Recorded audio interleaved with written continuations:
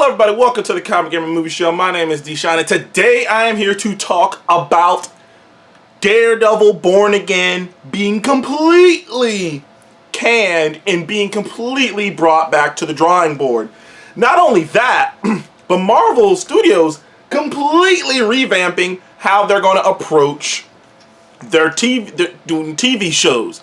The bigger thing being having a showrunner and writing the shows like shows. That's the biggest thing. There are other things too, like, you know, having a budget, because there's stuff has kind of come out. Like, there's been multiple articles about all different kinds of things that have mentioned all different kinds of things about different shows that have been wake-up calls and whatnot. The big one obviously being Secret Invasion, regardless of what anyone wants to say about some She-Hulk nonsense. Now, I've seen Super Wide, and I've seen some other people kind of try to, you know, point out She-Hulk, which I'm like, wow. Which I'm like, yeah. If the only thing they realized about She-Hulk was because She-Hulk was technically the only one of the shows that had a showrunner. She-Hulk is it. She-Hulk's the only show that had a showrunner, and they liked how things worked with having a showrunner so much on She-Hulk that they were already shifting to start going to a more traditional vibe. See, because the problem with the MCU shows, and I've enjoyed pretty much all of them except Secret Invasion. The problem with the MCU shows, though, is it was the approach from the beginning, and it sounded good initially. The idea of having these big, huge budgets put on these shows to make them seem like they fit right in with the MCU, because that was the problem with the other Marvel television beforehand. Don't get me wrong, we all agree Daredevil was amazing.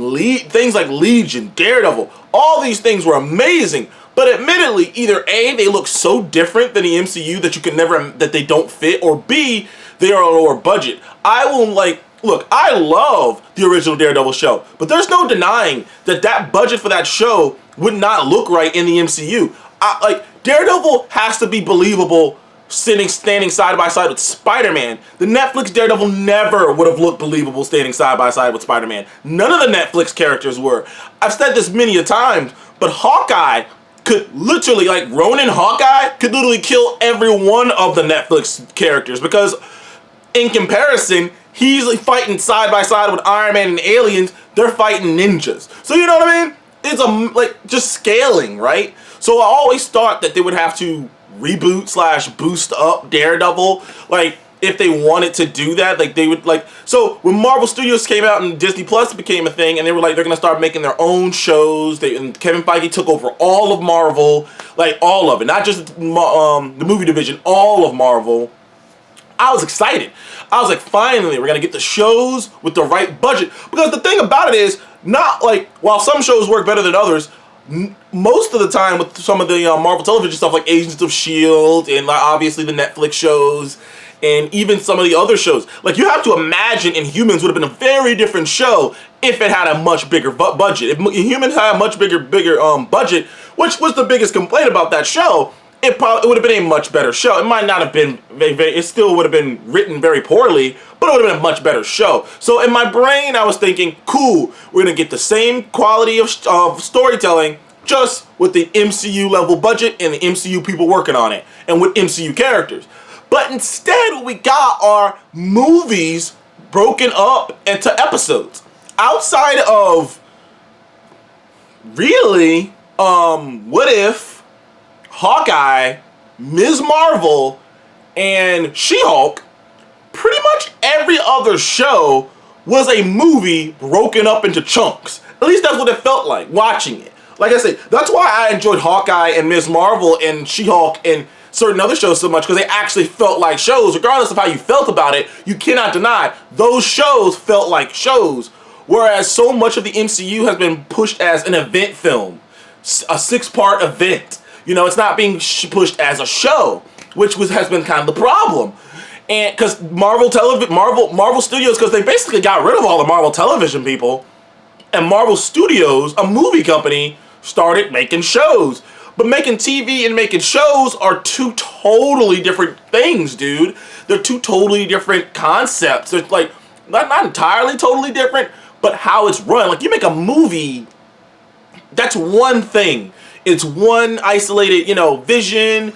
It's a writer. It's the director. It's like it's done. It's like this. It's kind of more self-contained.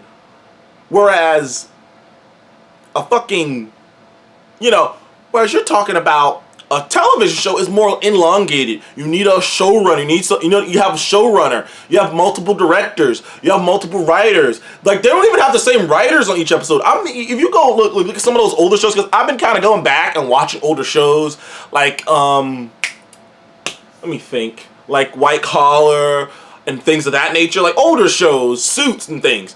And if you look at every episode, the only thing that's the same is the creator. Otherwise, the director is different, the writer on the episode is different. It's like, but the showrunner is the same. And the showrunner is just pushing things. It's like, a showrunner is like a mini Kevin Feige. Kevin Feige is basically the showrunner of the entire MCU, and like that's kind of what it is. And each movie is an episode. That's what the showrunner is. And trying to do this movie thing, it makes the budget inflated, because while these shows have this $150 million budget, it's not it's not really spread out evenly, which leads to some episodes looking cheaper than others, which that happened a lot in like Falcon and the Winter Soldier. I enjoyed the fuck out of Falcon and the Winter Soldier, but it's undeniable that for a $150 million budget, you would expect there to be not only more action, but more stuff. But clearly, they didn't have the budget to do it. Sometimes it's done right, like with WandaVision. WandaVision had a $150 million budget, but it was all spent basically on set design and like the design of the set, and it made sense. They spent the money wisely with that.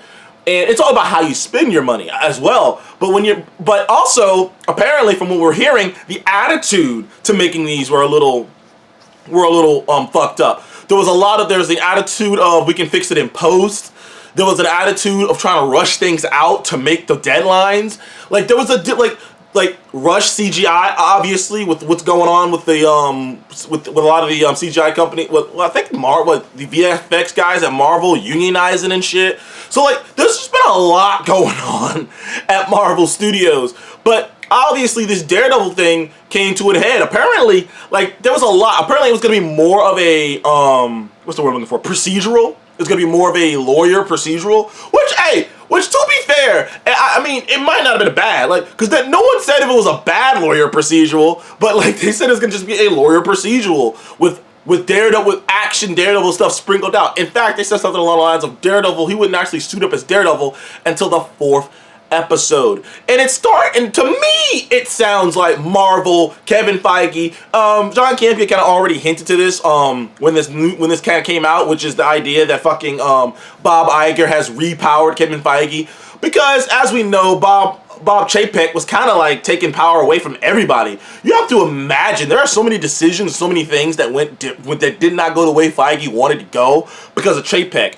And the idea that Iger gave him his power back, gave him enough power that he could just cancel an entire project and start over wholesale, does sound in the right ballpark. And the idea that Feige, and it does sound to me like Feige's like, no, we're going back to basics. Like, we're not doing all this shit. We're not trying to reinvent the wheel here. We're gonna make a Daredevil show, an action show. Sure, will there be lawyer aspects in there? Yes, but a Daredevil show is an action thriller. You know what I mean? And it seems like that's what they're going for. Now, I don't think they're gonna make it rated R. I know some people are like, oh, they're gonna make it more like the Netflix show. I think he wants to make it more like the Netflix show, not the Netflix show.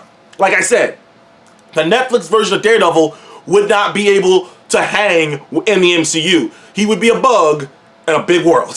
That version of Daredevil can't hang with Spider-Man. He can't even hang with Hawkeye. That version of Daredevil. So it still has to be a different type of version of Daredevil. But like, clearly, whatever direction they were going with it, Feige wasn't a fan of it. And like I said, they're revamping the entire thing. They're going to bring on showrunners. They're going to be more dedicated. Like, it seems like the Marvel Studios, like, this is shit that this is getting pushed back. But I'd rather this happen now and they get their shit together and they completely revamp how they're going to do this. Because I've been saying it for a while. While I've enjoyed what I've gotten, hell, Loki's been awesome. I'm going to review the second episode of that later. But while I've enjoyed it, even I can feel it. Like, I've watched enough TV to be able to be like, yeah, these feels like movies you chopped up, and it just doesn't work completely. It doesn't really work entirely. Like, I'm a fan of the MCU, but that just doesn't work here. This is TV.